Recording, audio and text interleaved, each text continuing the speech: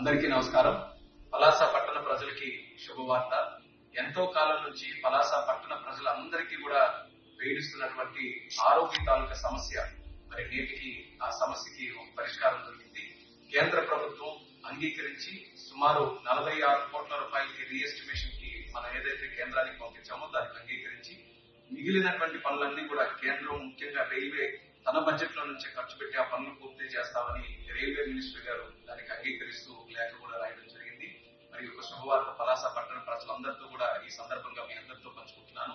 మీకు తెలిసిందే గత ఎన్నో సంవత్సరాలుగా అది పూర్తయినందున వల్ల ప్రజలు అందరూ కూడా పలాస వెళ్లాలన్నా బయటికి రావాలన్నా ఉన్నటువంటి రైల్వే గేట్ వల్ల అనేక రకాలైనటువంటి ఇబ్బందులు పడ్డారు. వేసవి కాలంలో గానీ లేకపోతే వర్షం సమయంలో గానీ గంటలు కూడా కొన్ని సందర్భాల్లో వెహికల్స్ అన్ని కూడా అక్కడ ఆగిపోయి మరి రాకపోకలు మున్సిపాలిటీకి చాలా ఇబ్బందులు పడుతూ ఉండిపోయింది.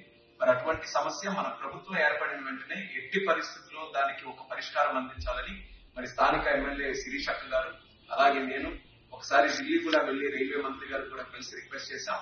అలాగే పదే దాని తాలూకా ప్రయారిటీ తెలియజేస్తూ ఎన్నో సందర్భాల్లో అశ్విని వైష్ణవ్ గారిని కలిసినప్పుడు నేను కూడా దాని గురించి ప్రస్తావించి అది వీలైనంత త్వరలో చేయాలని నేను కోరిన తర్వాత నేటికి దానికి ఒక పరిష్కారం చూపిస్తూ అంగీకరించడం జరిగింది.